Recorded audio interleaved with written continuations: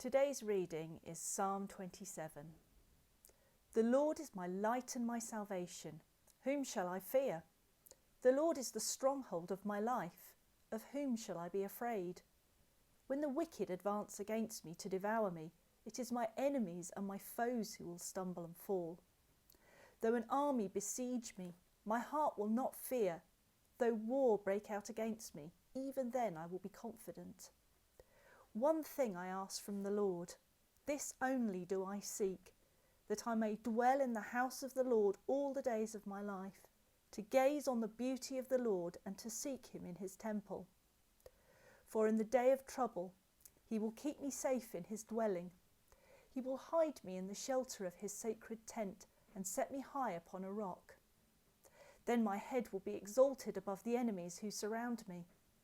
At his sacred tent I will sacrifice with shouts of joy. I will sing and make music to the Lord. Hear my voice when I call, Lord. Be merciful to me and answer me. My heart says of you, seek his face. Your face, Lord, I will seek. Do not hide your face from me. Do not turn your servant away in anger. You have been my helper. Do not reject me or forsake me, God my Saviour. Though my father and mother forsake me, the Lord will receive me. Teach me your way, Lord. Lead me in a straight path because of my oppressors. Do not hand me over to the desire of my foes, for false witnesses rise up against me, spouting malicious accusations. I remain confident of this. I will see the goodness of the Lord in the land of the living. Wait for the Lord. Be strong and take heart, and wait for the Lord. This is the word of the Lord. Hi, I am Emily and I led a service back at Christmas time at APC, and today I'm going to be adding to my lists of firsts that I have been learning or experiencing during this unusual but what now seems to have become a normal way of life. I have become at one with the phone. Now, I am more of a texter than a caller, but I've made lots of phone calls during lockdown. I have learned a lot about technology and working things I never even knew existed. I have learnt that if you don't do 10,000 steps a day and you eat the same, or in my case more, you will put on weight. And for the first time, I've begun keeping a daily diary. I've read several whole books, which for me, normally I manage one a year when on holiday. And for the first time, I'm doing a talk. This talk is based all around Psalm 27. Now, I am no Bible scholar, but this is a psalm of David, and it is believed he wrote this during a great storm. He is calling upon the great ones of the world to give glory to God, even in the darkness. The Lord is my light and my salvation. Whom shall I fear? The Lord is the stronghold of my life. Of whom shall I be afraid? Fear is a real emotion, even if the things we fear may not hurt us. I'm going to pose a question to you. What is it that you are most afraid of? What do you fear the most? For me, I am not keen on enclosed spaces, especially if these happen to be underground or without sunlight. When I was a child, I went on holiday with my mom and dad to Greece. We went on a trip and we ended up at a butterfly farm, I think. I can't really remember any details of the trip because what is etched in my memory is whilst on the trip, we ended up alone in an underground tunnel. Now, this tunnel was wide enough for one person and it was just above ankle deep in water. It was pitch black. You couldn't see your hand in front of you. And I can remember us walking along with my dad in front of me. Now, if you know my dad, He was completely chilled out, laid back, leading the way on this adventure, not knowing where we were going, where we were going to end up, what we might find along the way. I was in the middle and my mom was behind me, panicking rather a lot too, I think. After walking for some time, I can remember seeing a flicker of light. It was daylight. We were reaching the end of the tunnel. Now, for me, there was a sense of relief and hope that there was an end. That saying of light at the end of the tunnel couldn't have been more apt. Similarly, fast forward 15 years and there I was, trembling underground, but this time in Egypt.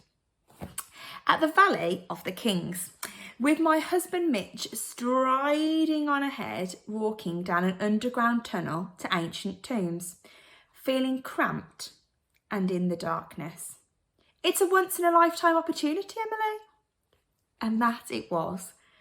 But again, that same feeling when we were climbing the steps towards the exit, once I saw that flicker of light, came a feeling of safety. At the beginning of this psalm, there is a statement of faith in God as light, safety. Light brings certainty and safety. In the Street Bible, it tells us for Psalm 27, you turn the lights on, you liberate, you captivate, you fortify.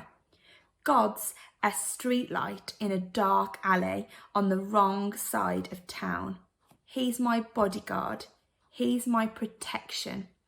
What's about to worry me? When we fear the dark, what do? Light a candle, turn on a light. For David in Psalm 27, certainty and safety comes from the light of God. David is confident of God's faithfulness. In verse 5, it tells us, for in the day of trouble, he will keep me safe in his dwelling. He will hide me in the shelter of his tabernacle and set me high upon a rock. So why are we fearful of anything then? Simply, I think it's because we're human. Vincent van Gogh once said, what would life be if we had no courage to attempt anything? Courage, the ability to do something that frightens one. Bravery, strength in the face of grief and pain. In 2006, a film was made called The Pursuit of Happiness. The actor, Will Smith, plays the role of a man named Chris Garner. It's based on a true story and well worth a watch if you haven't seen it. Chris is a man who loses everything. He's hardworking, a loving and caring husband and father who struggles financially.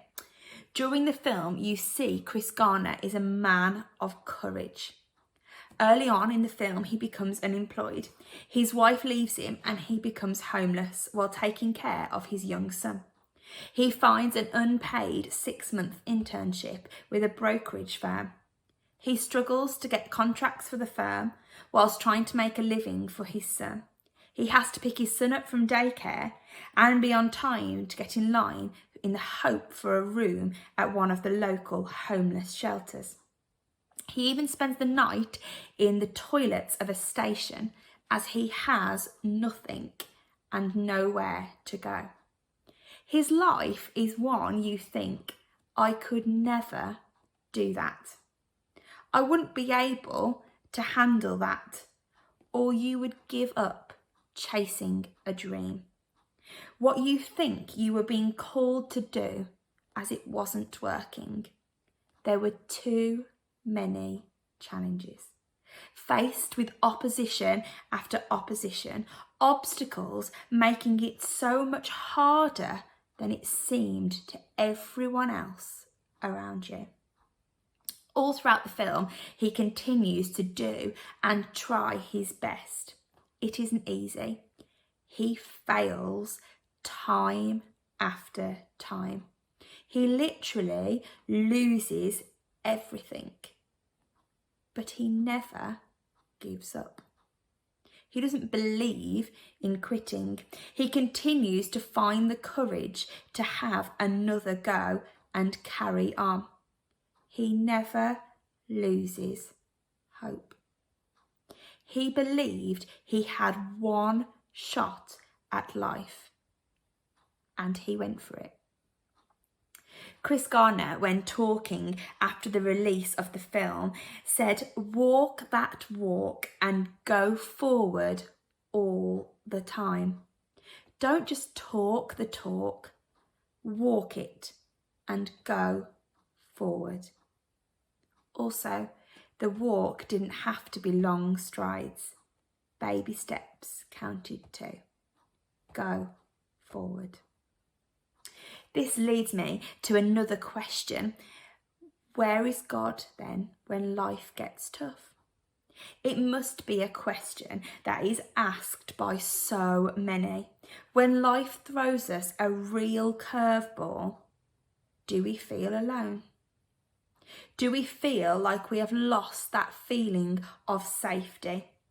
Perhaps in these times of uncertainty, we should not focus on how we feel about God, but what we know about God.